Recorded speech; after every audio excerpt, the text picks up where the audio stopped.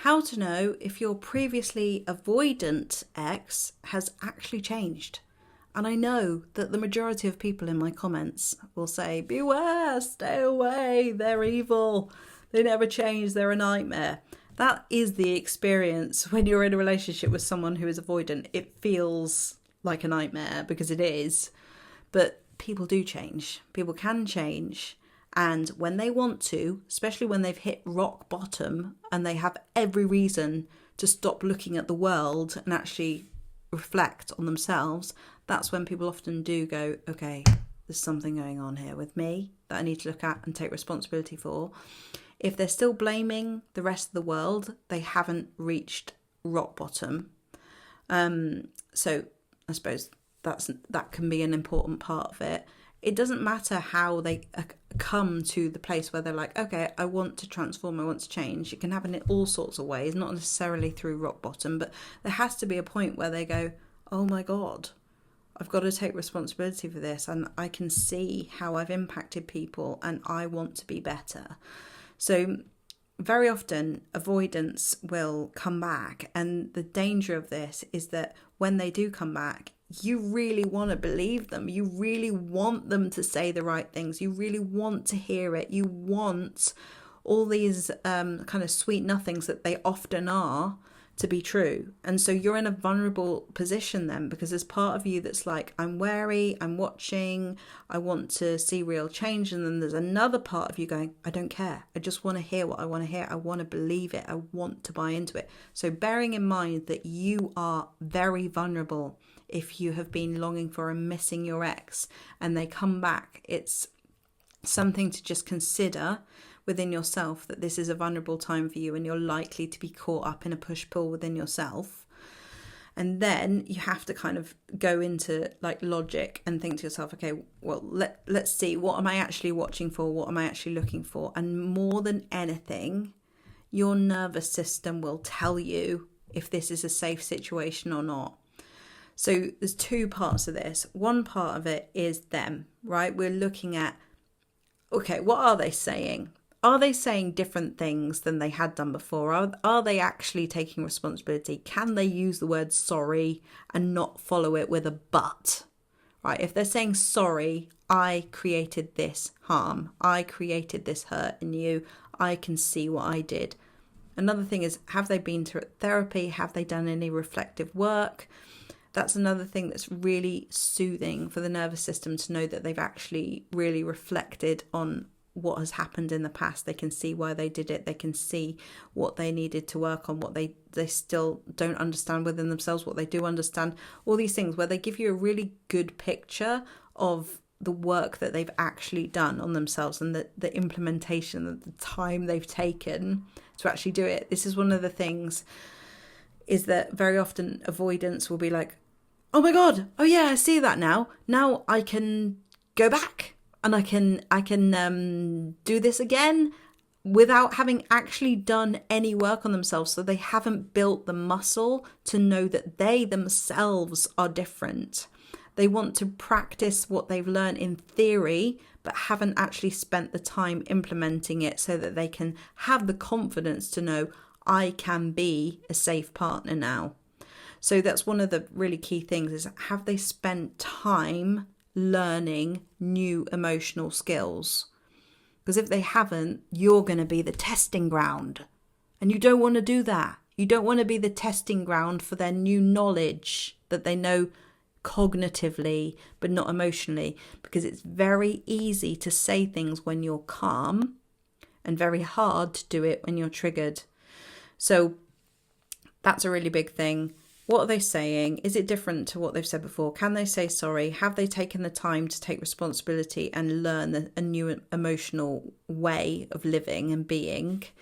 And are they willing to take it slow? If they want to just go like, no, here's all this stuff and I want to be with you now, that's a red flag, because that's not showing you empathy and care for your nervous system having been hurt in the past.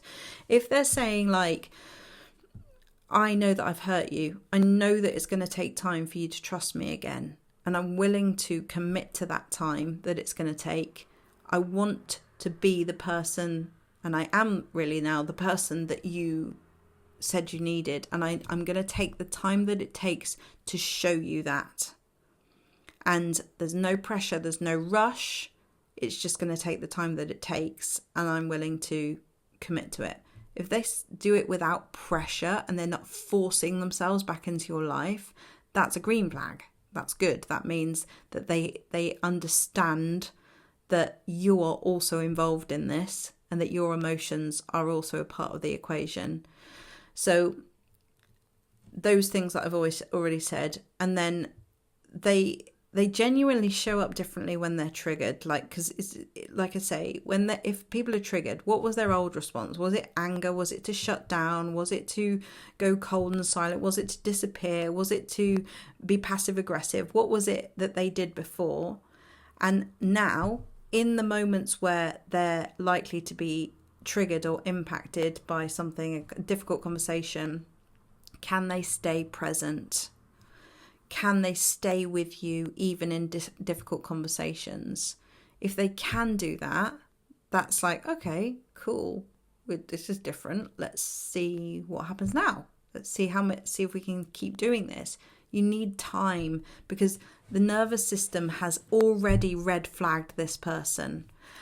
You know what's so interesting is that when you've been in a hope and disappointment cycle so many times, your nervous system starts to recognize hope as a threat. So if this person comes back, you might automatically feel stressed because you're like, oh my God, they've come back. And now I'm hoping that they stay, right? So this comes on to my second point, which is you're part of the other part of this equation. But it's just important to notice that when this person comes back and you've been in this hope and disappointment cycle, that hope can be really triggering too. And you can say that. You can say, you know, I've been up and down and wanting change for a long time. So this is actually quite stressful for me, and I'm going to need space and time. And you're just going to have to budget in that I'm going to be resistant to this for a while. And if that's okay, and they're persistent and they're patient, then that's a green flag.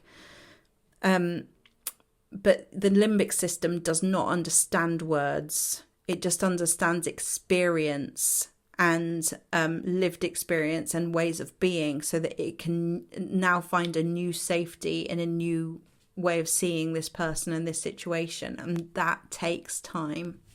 So there's that. And then the other part of this is you, because they were triggering in you your dependency on them. So they control you, you control them. They control you, you control them. And it goes round and round and round circles. But when something happens and, you know, let's say they activate some disappointment or something, you will know where you're at, because you will get likely a spike of anxiety or worry or fear or something that says that they've still got control of you. And that means that maybe you have yet to do the work on releasing the anxiety and the codependency and the dependency that you had on them. So it's both things. It's like we've got to take responsibility for our side of the street. And by the way, that's all that you can do. You can't get them to do this right. And it's one of the things that you might find really compelling to do, is to tell them what to do. But you'll know within yourself, because you'll feel safe in your nervous system, that you don't need to ask for the bare minimum. You don't need to micromanage how they love you.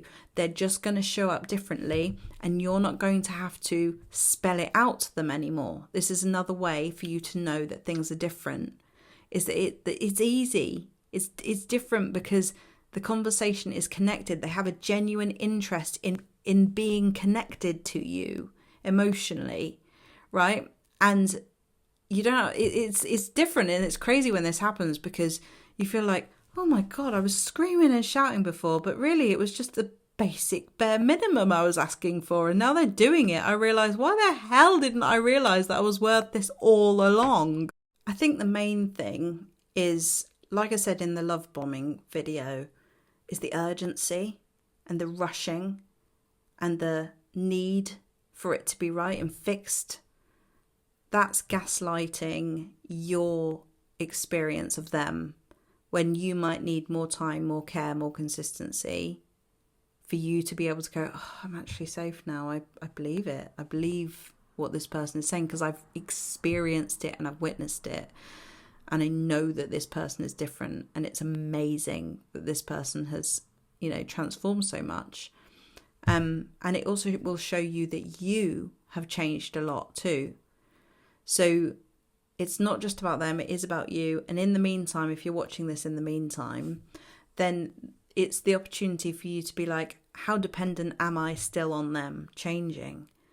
How dependent would I still be to control them, to try to make them see things, for them to get it? Because where you want to come from is a place of not needing to control or fix anything, but for them to just, let you receive that new transformation in them.